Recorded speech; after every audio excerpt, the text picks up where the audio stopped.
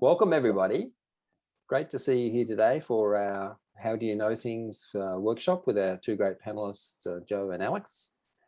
And let's kick off with, my name's Tom, did I say that? I'm the MC for today. Let's kick off with acknowledgement of country. We acknowledge the traditional owners of country throughout Australia and recognise their continuing connection to land, waters and culture. And we pay our respects to elders past, present and emerging. So today, our workshop topic, as you know, is how do we know things? This is going to be quite fascinating. It's a two-part, and it might even be a three-part series. So we have part one today and then part two in October. And so this has generated quite a bit of interest to what might sometimes be a thorny topic.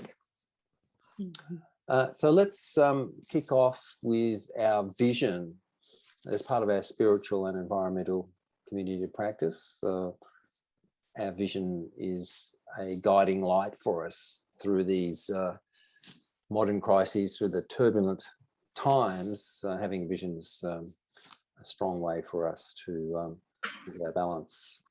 So perhaps you could just type in one sentence that describes one part of the future that you would like to see created with a spiritual and environmental community of practice. So please type your vision into the chat. Where's the chat, Tom? Beg your pardon? It's Margie here. Where do I go for the chat? Oh yes, Margie. So down the bottom. Yeah. Oh yeah, I can see it. I can see it. Yeah, there Thank we go. you. Thank you.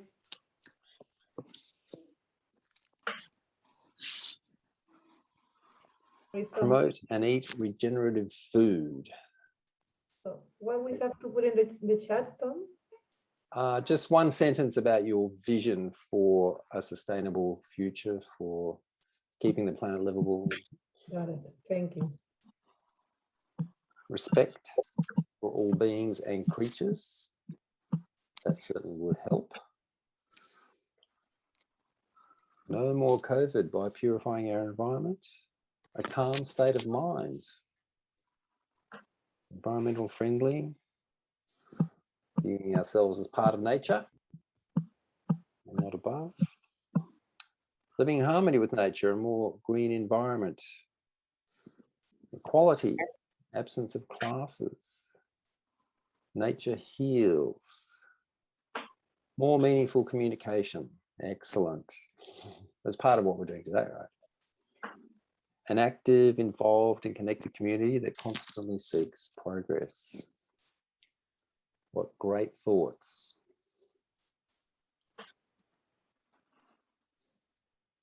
And as we're in a community space, let's remember to listen respectfully with acceptance of others' views and experiences. Let's be mindful.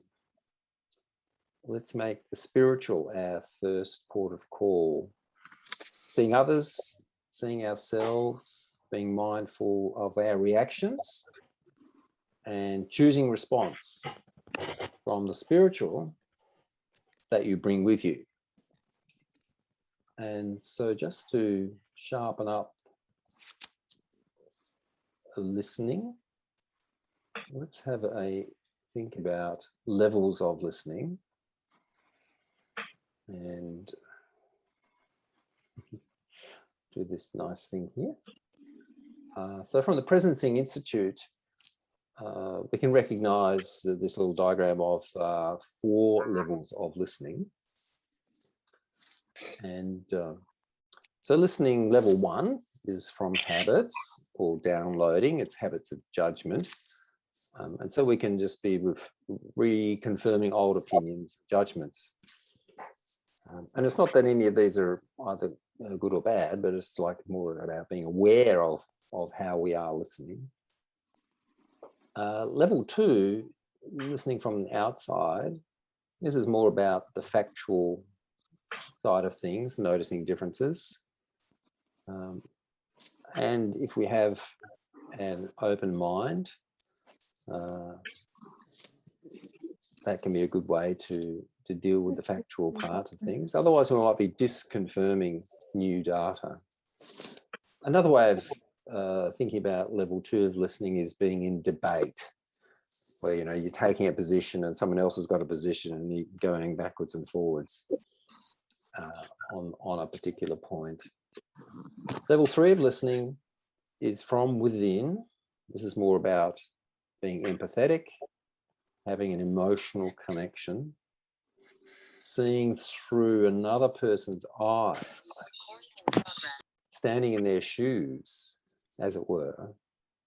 And so this is more like understanding what the other person is on about. Not just their words, but also what they're talking about behind those words from their heart. Another way of talking about level 3 of listening is thinking about it being dialogue. And then level 4 of listening, from source, from a creative source, generative. And so this is listening from the future, wanting to emerge. And in this way, we're connecting to an emerging future whole. And there can be kind of a shift in identity and self. And so we probably don't experience this as often as the other kinds of listening, but no doubt you've all been in that situation where the creativity starts to flow and you start to bounce off each other and something new starts to emerge in the conversation. So it involves paying attention, and it involves letting your creativity flow and going with that flow. So today I'd suggest that we can be in the empathetic and generative states. The how do you know things topic can be a little bit controversial sometimes. And so if we have an opportunity to listen to somebody else, then we can attempt to stand in their shoes or see what it is that generates from what they might be saying. And today with our format, we're going to be enjoying a musical piece from Ryan, and then we'll have a check-in, short check-in with Reverend Miao, panel discussion with Joe and Alex, followed by a breakout room discussion, a practice workout based on today's topic, and then a plenary discussion. Now, enjoy a bit of calming music so we can settle into the program.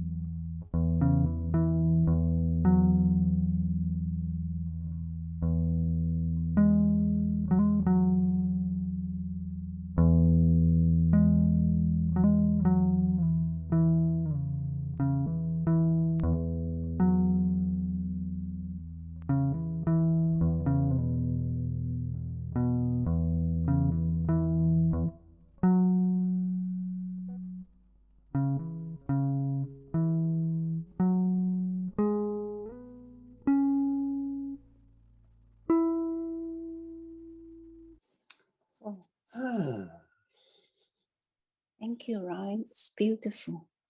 So just set the scene for meditation, for checking in. Thank you. So let's continue. Continue to close your eyes. So relaxing.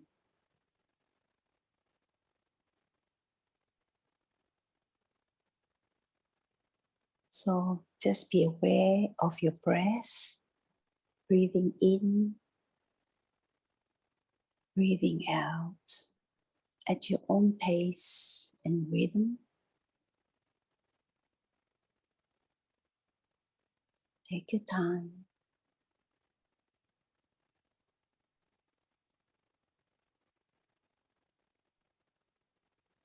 Just letting our thoughts float away.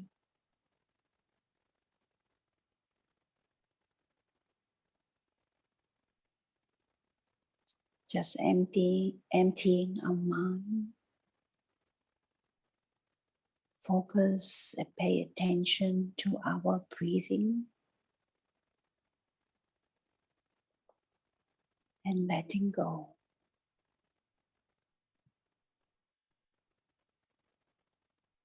Letting go in body and letting go in mind.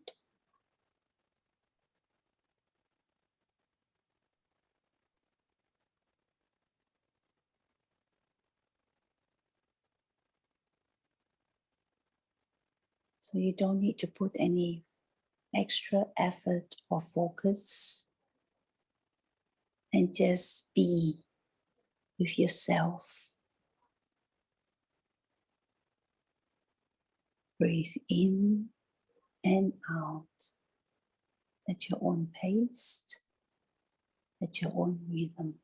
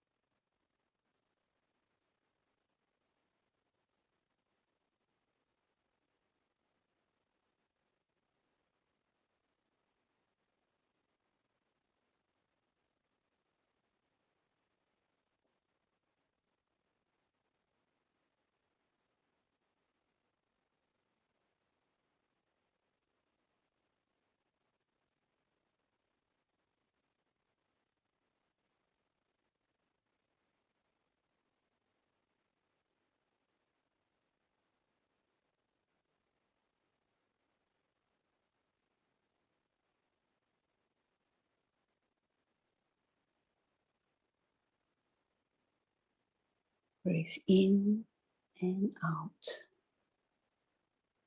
Slowly we'll come back together as a group in this forum. And be mindful and respectful, and using our listening skills. We listen with an open heart and an open mind. So when we open our eyes, we'll start to reconnect with one another.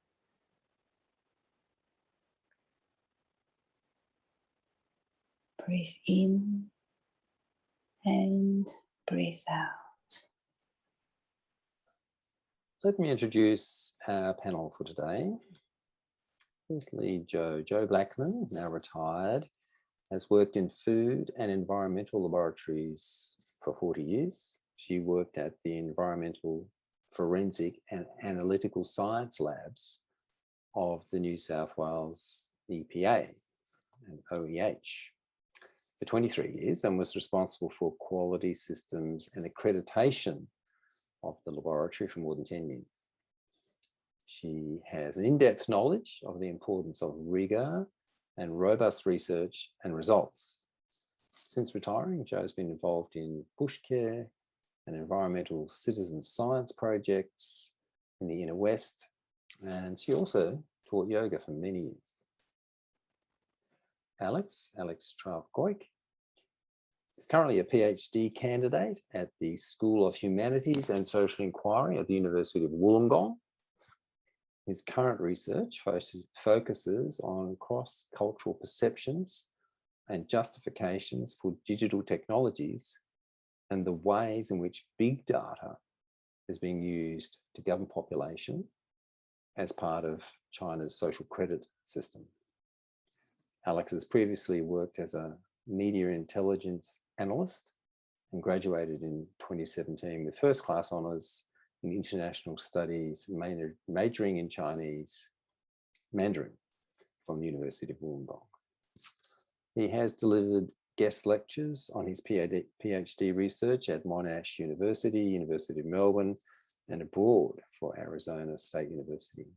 Alex is also a volunteer facilitator for the charity Talk and Bro and for non-profit Equal Playing Field. So let me invite Joe to kick off our panel discussion, and we will have a bit of a presentation from Joe and then from Alex. And then thank you, Tom, and thank you, Reverend Yao. During these very difficult times, I've so often been reminded of the importance of our breath and being quiet, and just to center ourselves so that we can, I guess, set ourselves a little bit aside of all the turmoil that's happening in the world right now, and to be still and strong. Thank you. As Tom very graciously mentioned, I've worked in analytical laboratories all of my working life. So I guess during that time, it's been very saddening to see the dumbing down of science and the mistrust of science. And I guess it's none more so than now. And I thought I'd like to speak today just a little bit about the how laboratories go about making sure that they are reporting the right results and telling you what they find is accurate. So in an analytical laboratory, we analyze stuff. We work out how much stuff is in stuff. So we have two types of analysis. We have qualitative, which is either present or not present. So a good example of that is our COVID testing at the moment. And then there's also the quantitative testing. So how much of a compound is in stuff. So it might be how much of an element or a compound is in something. So it might be how much mercury is in river water, how much copper is there in an ore sample, how much pesticide is in an apple, how much protein is in a wheat sample, grains of wheat, how much antibiotic is in my tablet, or how much fat is in my Big Mac. So how can I really tell this? So laboratories use a system of what we call validation. And all of our experiments are validated before we report our results. And laboratories spend a lot of time and an awful lot of money validating their methods and keeping what we call accreditation. That is, knowing that our laboratory does the very best work that we possibly can, that all of our results can be relied upon. So we start out by, we have a method or a recipe, and these recipes are pretty much the same all over the world because science works the same way wherever you are. basic rules are always the same. And these are often written up in books, and they're called standard methods. So if my laboratory decides to start a new method, analyze for a new compound, so we get one of these standard methods, or we may decide to make the method up from first principles. We get Joe decides to do the test, so I will do 10 analysis at a very low level, the same analysis at a medium level, and 10 analysis at a high level. Then I will ask another person in the laboratory to repeat that analysis, and we compare the results and we see if there's any differences, any great variation. If there is, then we go back and we start again to see if we can eliminate that variation. We would also send perhaps our samples around to another laboratory just to check to see if they will get the same answer. Now, with our experiments, we will run blank samples. They might just be water, which has nothing in it. Make sure we've got no contamination. We'll then, to that blank sample, we'll add a known amount of compound. We test it, see if we're getting that same amount back again. We spike or add that same amount of known sample into perhaps a soil sample or into our apple or into our Big Mac and see if we get the same amount back. So that will tell us if there's other compounds which are interfering in the analysis. If we find that, then we will go back and we will perhaps run a cleanup, try and remove that interferences. We run duplicates. We run our QC samples, which are, we might purchase those. We know what the answer is as well. And then we always make sure that the reagents that we use are of the very highest quality. And from time to time, perhaps 3 or 4 times a year, we would participate in proficiency testing. So all the laboratories in the same field as what I was in, environmental testing, we would all analyze the same sample, and then we would compare results, run statistics on them, and see how we compare to everyone else. Now, if any of those quality procedures, blanks, spiking, standards, QCs, if any of those fail, then we know that there is a problem. We must stop our experiment. We go back, try and solve the problem, and then we rerun the samples again. So you can see it's a very rigorous process, and all of these procedures are always followed. And again, laboratories spend a lot of time auditing. So they go around making sure that people are actually following the procedures. They're not taking little shortcuts, or they're actually reading the experiment before they start, making sure that the reagent's been made up properly, that hasn't been some sort of little mistake made in the procedure. We calibrate all of our equipment to make sure that they're also running properly. We might calibrate our measuring cylinder just to make sure that it does actually measure 100 mils, or our volumetric flasks actually measure or weigh 100 mils of sample out. We make sure that our methods are up to date all the time.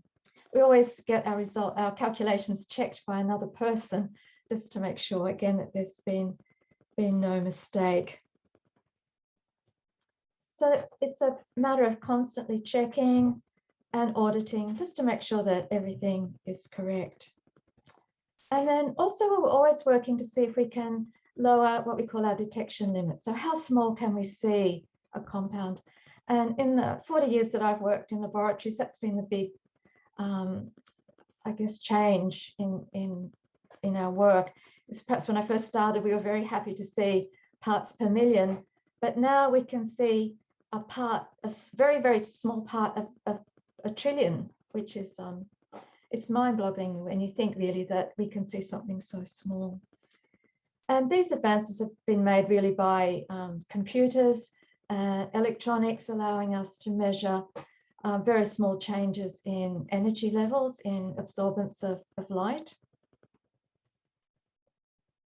And this is, I guess, the basis of what an analytical laboratory does. So I guess the other side of science is our research. And I always like to think of research as standing on the shoulders of giants, and giants who have the brain's the size of a small planet. So all scientists, whether you're a research scientist or an analytical scientist, we spend many years, of course, studying before we begin working in laboratories. We also are mentored in our work by other scientists. And the basis of our research, of course, comes back to basic quality principles. We have a hypothesis, we do the experiment, and we evaluate the results. And from there, we can perhaps go back and have a new hypothesis or an improved hypothesis. We experiment, we evaluate. This is how we make improvements, we make advances in our knowledge. So of course, we must always, again, follow our strict rules of analysis, whether we're of quality and of rigor, whether we're a research scientist or an analytical scientist. We must always make sure that we running QC samples, spike samples, that we have our work checked.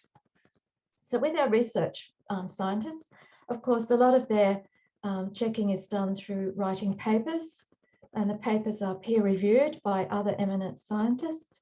They meet at conferences, they discuss and review results and take on board what other people say. And this is, of course, how we make the advances in research.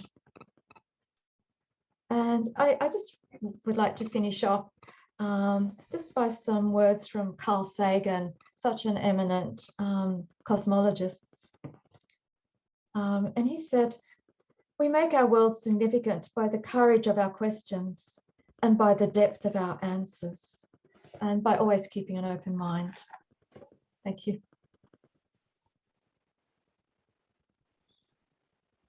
Thank you, Jo. That was great. My, oh my, it's quite a job to do analysis. Big list of things there. Extensive collection of methods, patience, more than one head, taking up standards. Not taking shortcuts. Not taking shortcuts, throwing out bad results and start Most again. Yes, starting again. And yeah, that's the essence of good science, rigor, quality. Not being frightened to start again. Excellent. Well, let's turn to put our attention with Alex, and away you go. Yeah, thank you so much to Tom, just for bringing us all here today, and to Jo, of course, for that great introduction to what life is like as a chemist, and also demonstrating, as you mentioned, the rigors of the scientific method and why we can have faith in that method to produce knowledge that we can integrate into our own lives for more happy and fruitful lives. Now, there were a couple of things that Jo mentioned there that perhaps I will now be able to shed some light on, specifically in regards to the distrust in science that we're bearing witness to today throughout much of the developed world, and also the mention there of Jo was saying, how science has progressed, the fact that we now have in our possession some godly-like technologies where we're able to see the infinitesimally small and do some truly amazing things which should be celebrated. Now, at the same time, it's to recognize that science does not exist in some kind of political vacuum, and that elements of scientific findings, they can be elevated to positions where a lot of people are paying attention to them and believe in them. But at the same time, we can have the majority of scientific consensus, for example, on an issue like climate change or on COVID, indicate that there's a definite path of action that we should be taking as a society. And yet, perhaps certain people in the media, within the political establishment, will be elevating voices that are on the fringe of that consensus. And so before diving into how the media can shape our understanding of the science and what's actually unfolding in our everyday lives, I did want to say that I've been thinking a lot about this question of how we come to know what we know in recent weeks. And it's important to recognize that we are living through a period of volatility, uncertainty, and stress, the likes of which most of us alive today have never experienced. And this is a time where our political institutions and social identities are forced to bend and accommodate the evolving scientific understanding of a mutating virus. And so it's scary and it's very daunting. And at times like this, I ask myself in how we can have faith and confidence in what we know. And the answer that I keep coming back to is to find solace not in the media tabloids or the promises of our government officials, but in natural laws. And these natural laws are true as they were 100 years ago, as they are today, and as they undoubtedly shall be 100 years from now, when this virus will be but the distant memory of a generation which is all but deceased. So we can have faith, for example, in our shared evolutionary biology. And our evolutionary biology, for me, the origin story of who we are and how we came to be, it speaks to our shared humanity. And if there is somewhere where we must place our confidence, a safe port in which we can shelter during this storm, it is in our shared humanity that solace can be found. Because our shared humanity speaks to our capacity for empathy, for self-reflection, and rationality in the face of hopelessness and confusion. And we've seen this side of us in droves over the last several months. Our frontline workers and those working behind the scenes, making sure the lights stay on and our supermarket shelves stay stacked. The Zoom calls that we take to reassure loved ones now far and distant. The mate who sacrifices his last roll of toilet paper for the friend who's fresh out of luck. Our shared humanity, though, also speaks to our weaknesses and vulnerability, our susceptibility to cognitive bias, our desire for conceptual simplicity, for someone towards which we can extend a pointed finger and blame for this terrible mess. Reflecting on our shared humanity sheds light on how easily we can be manipulated, how our attention can be trained to focus on the negative, on conspiracy, on outrage, how our emotions are toyed with by systems beyond our comprehension in service of profit or a political agenda. So in the same way that we are each vulnerable to this virus, we are each susceptible to the pathogen of a corrupted informational ecosystem.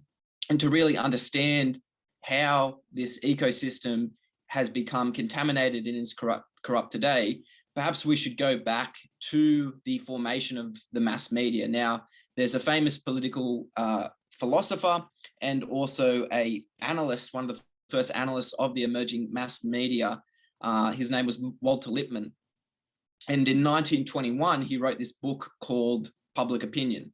And in Public Opinion, Walter Lippmann is trying to understand the relationship between how the media represents things that take place in reality and how the public comes to understand its own identity, right? Its role in society. Because if you think back to the pre-industrial era, it was very uncommon that we would ever contend with issues, complex issues that occur outside of our lived experience. In other words, if you think about the village, right, the communal village structure, where people were living within an agrarian context, they would seldom leave their village. This meant that it was really hard to get an accurate picture of complex issues that are taking place outside of that village context, right? Maybe it would be the case that you somehow get your hands on a book and maybe by some chance you know how to read. Most of the population was illiterate. It could be that someone wanders into the village that has some extensive knowledge about a particular topic, but the likelihood that this person was peddling falsehoods was also equally high, right? So the idea is it was very hard for people to gain an understanding of things that were happening outside of their lived experience. And indeed, our evolutionary biology, we're not set up to deal with the deluge of information which we're constantly plugged into today, for example.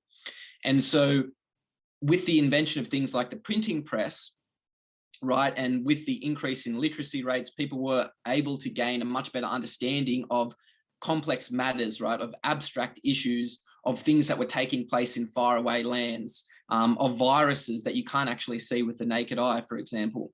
Now, Walter Lippmann he referred to the media, right, the mass media, the newspapers, radio shows and the like. He talked about the media in terms of a searchlight, a spotlight, okay? So if you think about holding a spotlight when you're in a dark room or if you're out in some kind of environment at nighttime, when you're shining that spotlight, things are being brought into your vision that seem to highlight in very clear detail something that is out there, right, in the broader context, but it doesn't let you understand, it doesn't illuminate the whole landscape, okay? And so this is a useful way to think about how the media is bringing things into our awareness, right? Things of the outside world, right? And yet we're not actually in charge of the spotlight. Okay, so in Walter Lippmann's day, he was thinking about the newspapers, about the radio.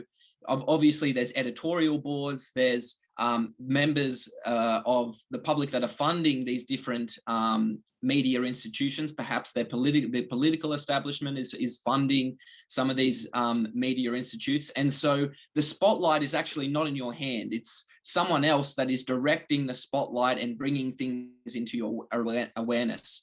And so this is really useful. This was a really big moment for me in realizing that what you see in the media is not a reflection of reality, right? It's a stylized selection of the broader picture that's unfolding.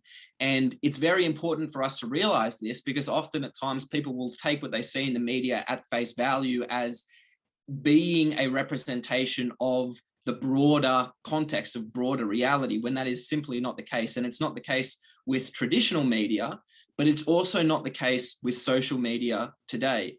So if you think about the context in which Walter Lippmann was writing, he was talking about the news media, the radio. We have editorial boards at newspapers, for example, that are holding the spotlight. Today, the spotlight isn't even held by a human being. It's held by algorithms, okay? So the major difference, the transformation in media communications that we've borne witness to, is the use of algorithms, right, of machine learning systems that are selecting information and bringing that information to us without the necessary oversight of a human being, okay? And another way that we can think about this is the transformation from the industrial age to the digital era of information that we're living in today. And Shoshana Zuboff, who is one of the most acclaimed surveillance studies scholars, she wrote a best-selling book called Surveillance Capitalism in 2019, where she was trying to describe this transformation between traditional forms of media and social media and the rise of algorithms that are sifting through information about us and giving us a particular image or a particular idea of reality in a different way. And so what Shoshana Zuboff was saying was that in the industrial era, where the notion was that power and influence resided with the owners of the means of production, in other words, who owns the factories, who is able to employ masses of people. These are the kinds of people who were deciding what essentially, or progress in a lot of ways. She's saying that today, this shift has moved away from the owners of the means of production and towards the owners of behavioral modification, okay? And what does she mean by the owners of behavioral modification? She means, well, who actually owns the databases, who actually owns the algorithms that, for example, the database is now, whenever we engage with technology, whether it be your smartphone, your computer, when you're on the internet, all of the information about that interaction is captured, okay? So it's not just, for example, what you type into the Google search bar that's captured, it's what you don't type into the Google search bar. It's how long you are scrolling on a particular page. It's the sites you visit, right? It's how long you're looking at a particular video for. All of this information is abstracted and collected, and it's stored within these databases that are owned by major companies, and the two major companies are Google and Facebook. So there was a 2015 study, for example, that was looking at what the top 1 million websites in the world, and it was shown that of these top 1 million websites in the world, 90% of them were transferring data, so data that I just mentioned there, scroll times, how long you're looking at certain images for, all of these abstract things about our behavior online, was transferring data to external domains, right, to other websites that use that data for commercial purposes, such as in advertising. And it was found that of those top 1 million websites, 78% were transferring that information to a domain owned by Google,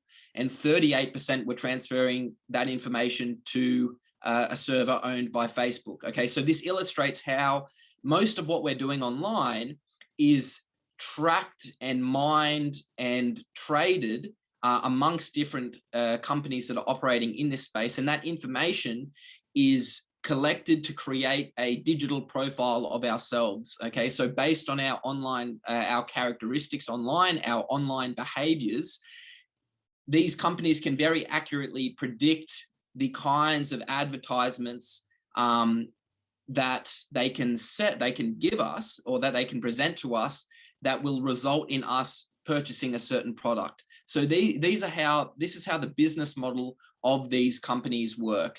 And this is how these companies have become some of the most wealthy in the world. In fact, between 2000 and 2004, when Facebook started doing this, having this business model, right, the extraction of your online behavior and the sale of this data to other companies, we've seen these companies from that point onwards, a massive, I guess you could say, increase in the amount of revenue they've been able to bring in. And so this business model has been copied by other companies that are operating within the attention economy. And of course, the underlying objective of all of this is to get you paying attention and remaining online, remaining on these platforms for as long as possible.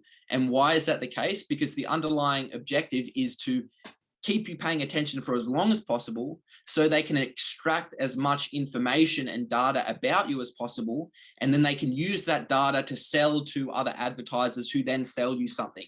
And this is so effective because these companies are now, I guess you can say, they've totally monopolized this space.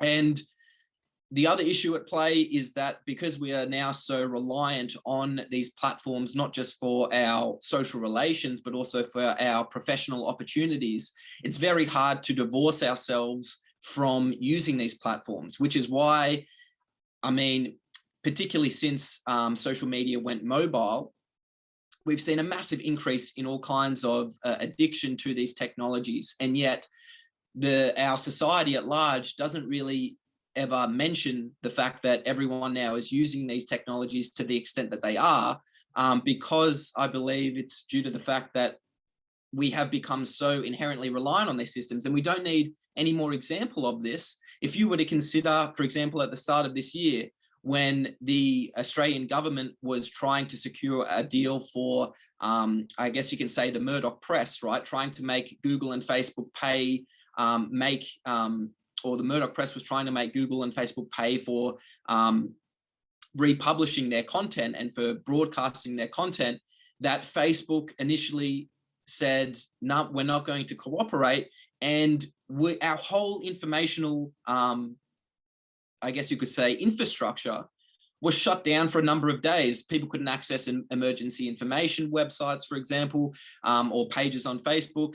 People were not able to repost news media content to Facebook. So this really illustrates how transnational companies have really co-opted our informational infrastructures, which is a very, very worrying trend.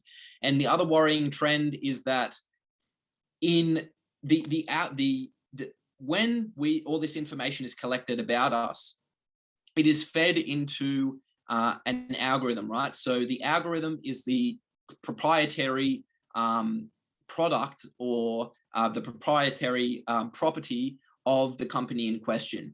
In other words, the algorithm, Facebook's newsfeed algorithm, which determines the order in which you see things when you're online on Facebook, for example, and this is based off over 100,000 different data points, your interests, your likes, things that you visited in the past, things that your social network, friends in your social network have visited, for example. All of these things determine the very first thing that you see in your newsfeed is the thing that is most likely to keep you engaged on the platform for as long as possible. And the problem with having an algorithm decide what it is that is directing our attention is that the algorithm has learned on its own that it's not rational discourse or it's not pure scientific fact that drives reposts of content and engagement with content. It's emotion, and it's not just any emotion, it's anger. So there's been multiple studies now that have illustrated that the posts and the kinds of traffic on social media, the number one emotion that drives such traffic is emotion, anger, apologies. But this isn't just a feature of Facebook, for example. This has been copied by other social media companies around the world, even those operating in China, for example. Weibo, which is one of the biggest micro-blogging sites in China, researchers have observed a similar trend, that it's anger that is driving engagement with with the platform, right? And also in turn driving revenue sales in turn, because the more information that is extracted about us when we're online, the better these companies get at predicting our behavior and predicting our tastes and our interests, which in turn serves their advertising model, right? Because the better they can understand us, the better they get at being able to sell us products that we're likely to buy, okay? So this is something that's becoming more effective the longer that it is within society in general. And so these are, I guess, some of my preliminary thoughts that complicate what we know and complicate our interpretations of the science, because the science is directed, it's being directed now, or at least an image of the scientific facts is being directed in large part by algorithms that are in control of profiteering companies. Now, there is hope, though, in this regard, because there's been studies that have been done, for example, by 2 Cambridge researchers who developed a scale to determine what it was that, how it was that that an individual could resist being persuaded. So one of the most successful things about this economic business model is that as these companies learn more about us and collect more data, they become better and better at convincing us to buy certain things, right? And of course, in our heads, we're thinking, I'm making a rational decision to buy this now. But the reality is that they've sent us the advertisements at the opportune moment, perhaps when we're most susceptible, that will convince us to buy something at a given time. So these 2 Cambridge researchers, in developing this scale of resisting persuasion for individuals, they found that the biggest bulwark, the biggest defense against this kind of predation by these companies is self-awareness, right? And in particular, it's the ability to premediate. And what that means is your ability to have a pause, a self-reflective pause, right, between making decisions online, right, in having an ability to question what it the nature of what it is that you're looking at on your screen, but also being able to, before you make a decision, being able to hold that decision against your own moral framework, against your own beliefs and your own values. And the ability to premediate, the ability to have this sense of self-awareness was the biggest indicator of being able to resist being persuaded through the use of some of these techniques and new technologies. So I guess you could say that my position on all of this is that the most important thing, as I mentioned at the start, is to recognize our shared humanity and our evolutionary biology. In particular, to recognize that, yes, we're capable of cooperation and rational discourse and discussion online, and yet our informational ecosystem is not set up to encourage such discussion. And because it is not, we need to recognize also that our shared humanity also is testimony to our weaknesses and our vulnerabilities. So when we're engaged online, we need to engage with these technologies in a very mindful and deliberate manner in order to not buy into cognitive biases, in order to not fall into these tribalist tendencies, or to believe that the echo chamber that we're all living in, because all of our media, all of our technologies are individualized, right? The idea is to not buy into that echo chamber being a picture of the whole reality, but to recognize that it is but a spotlight, okay? So it's a matter of taking control of the spotlight and being able to direct our attention in a meaningful and deliberate way. Thanks. So I guess one of the things that came up for me was how is it that you yourselves, Alex, Joe, maintain your balance in amongst all these things that are going on with, you know, the manipulation, the influences and things like that? So Joe, would you? It's a very difficult problem, isn't it? I must admit, I'm not a big social media user myself. I still buy a paper. I guess it's a matter of, you know, just trying to read as widely as you can. I don't know if anyone ever saw that film Vice. It was about George Bush's vice president. I've got his name now. And someone put to him this idea, one of the conservative press, that we do away with the media's responsibility to have both sides of the question discussed.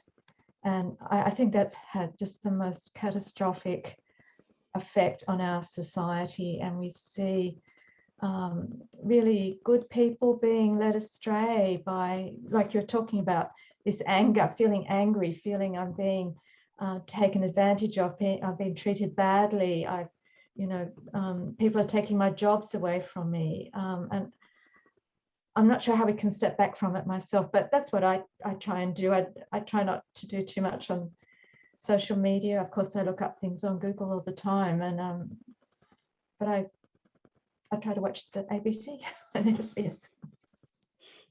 Thank you, Alex. Yeah, it's a great question, Tom. I think I would approach this from two dimensions. On the individual level, it sounds really trite, but I would say meditation and mindfulness is definitely something within my daily practice that I keep on coming back to. And of course, you hear nowadays meditation and mindfulness being used as, you know, a panacea for all of these different issues in our life. But the reason why I do think it is such a panacea within the context that I just spoke to then was because it gives you a critical moment, a pause in time where you can actually integrate all of the information that's being thrust at you from all of these different angles, and you can integrate into your own personal knowledge. You know, I think that a tragedy of our digital age is that a lot of people think they're really smart and intelligent because they can look things up on Google, right? And it's a big fallacy where we have the capacity, the ability to access all of this information in the world, but not the ability to integrate that into our own personal knowledge and understanding. And so meditation for me is a moment where it gives you that critical opportunity to integrate information into a holistic understanding of yourself and your relationship to others in the broader social context.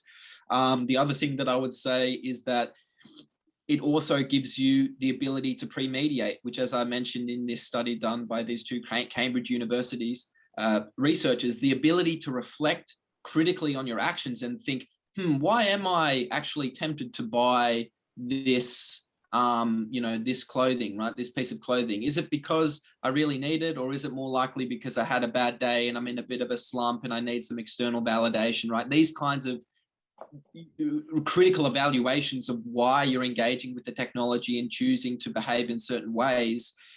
If we don't extract ourselves and give ourselves the opportunity to do this on a daily basis, we'll never get given the opportunity to do it anymore, because our phones are always in our pocket, right? We're always on our screens. So there's never actually any opportunity for you to develop a sense of introspection, because the thoughts in your head are those that are being put in there by the media that you're constantly engaged with now. And so meditation on the personal level is definitely something that I would advocate. The second thing, though, comes from the level of structure, and it actually comes from the responsibility that these companies have for, although it might not have been intentional at the beginning, I think that a lot of these consequences were unforeseen in terms of the influence that these companies would have on people's understanding of reality and in general on the political and social processes.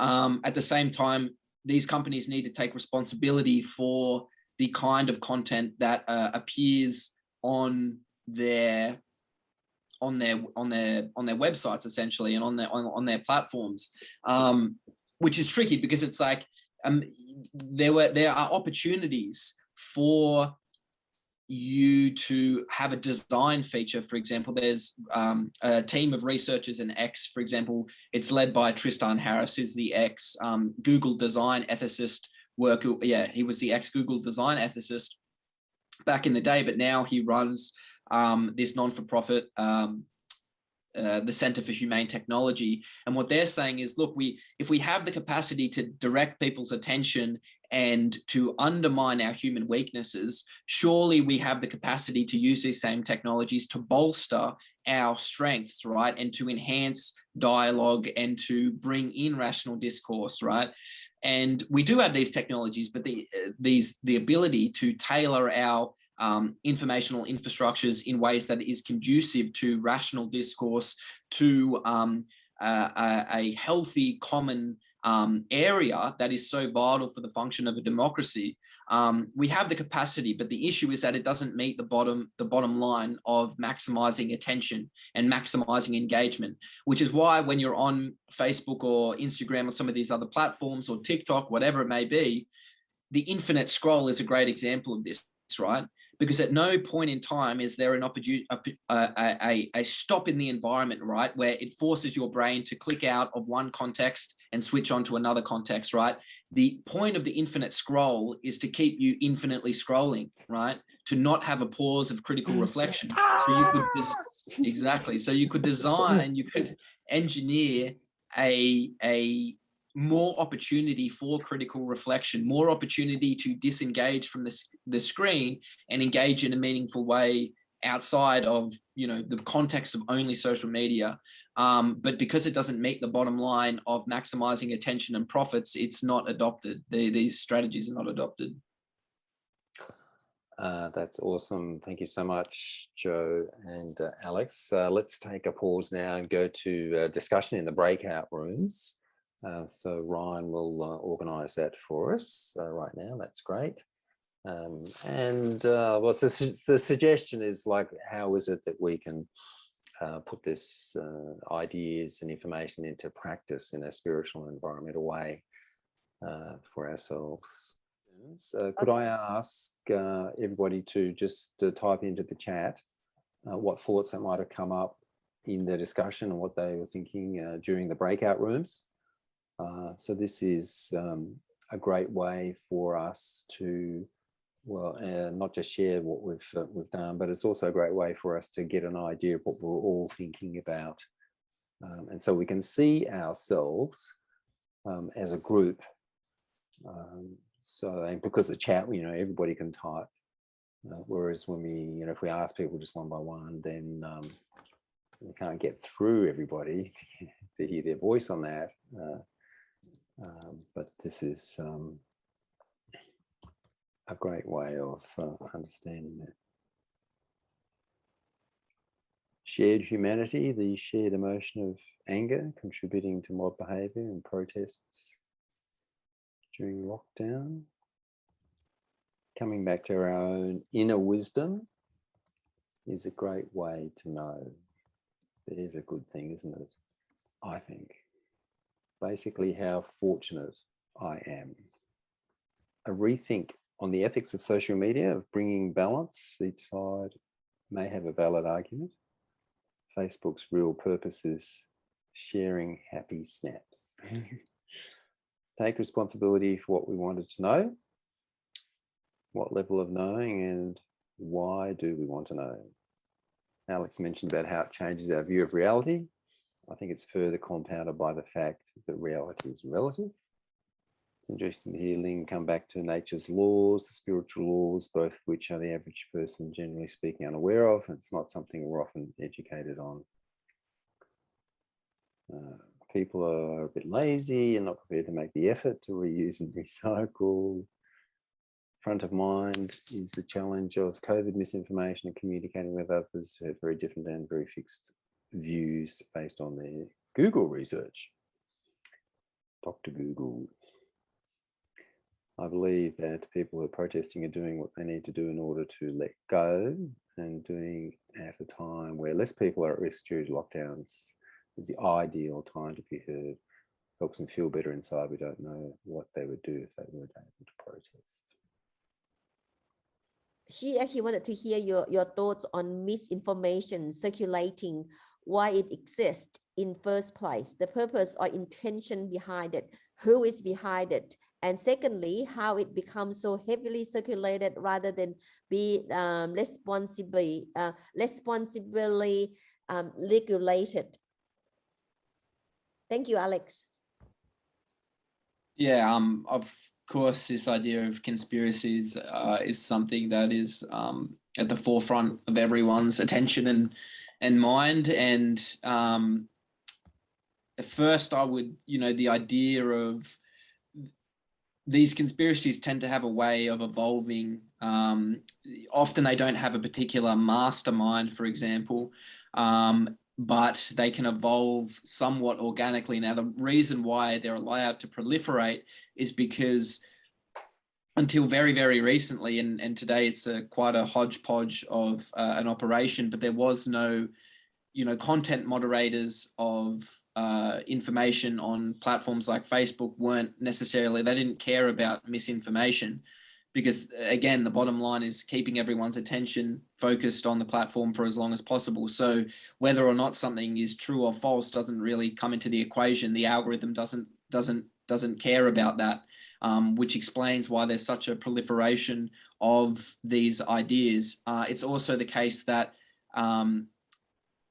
as I mentioned, it's often, different emotions that are driving reposts of content, not rationality and not deliberation, or I guess like facts. And they've shown that on a platform like Twitter, for example, that often something will get retweeted and reposted that is not true, but even though it's been shown to not be true, because it has such a big following, it just keeps on getting reposted, even though it's already been proved to be false, right? And to not be a thing. And so it's a very pressing question that we need to consider. I think that a lot of conspiracies start from people's fears of being controlled and manipulated, but in a way where, as I mentioned at the start, we have this tendency as people to, when we're dealing with very complex issues, right? When we're dealing with an evolving virus that's changing all the time, and our response, both our scientific and political response, is changing all the time, it's very natural for us to want to be able to identify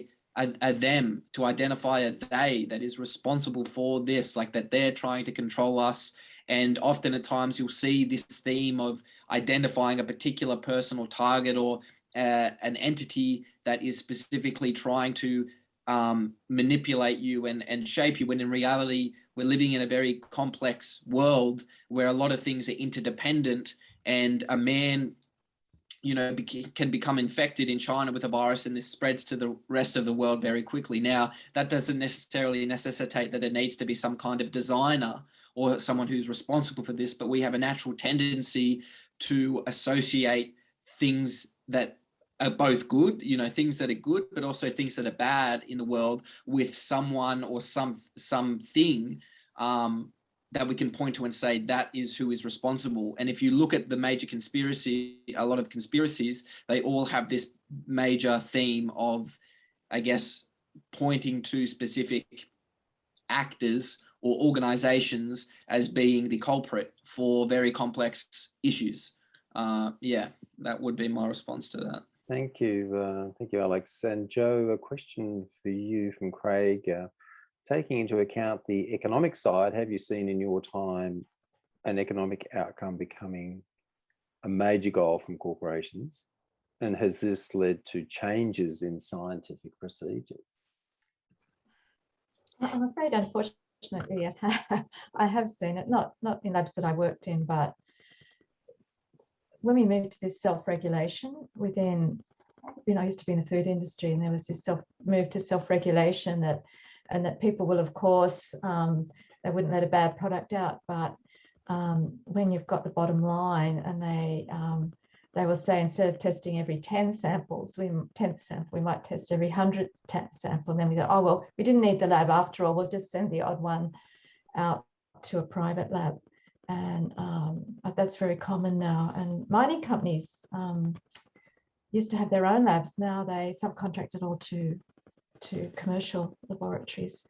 And of course, our government, you know, doesn't even have a Department of Science anymore. So it has cut, virtually, it's decimated our CSIRO, it's decimated the labs like where I used to work at the EPA, Department of Health labs. You know, they just say, oh, it's cheaper to outsource it all. Sometimes though, outsourcing doesn't necessarily mean better quality, because if you're a government lab, you don't have to bring in money. You don't have to justify what things cost to a shareholder. Then you know, you can afford to do things properly. Unfortunately, it's the way. Sure. Well, gosh, hasn't time flown? It's almost 3:30, so let's get on with a closing. So over to Reverend Yo. Well, that's been a very interesting topic. Yeah.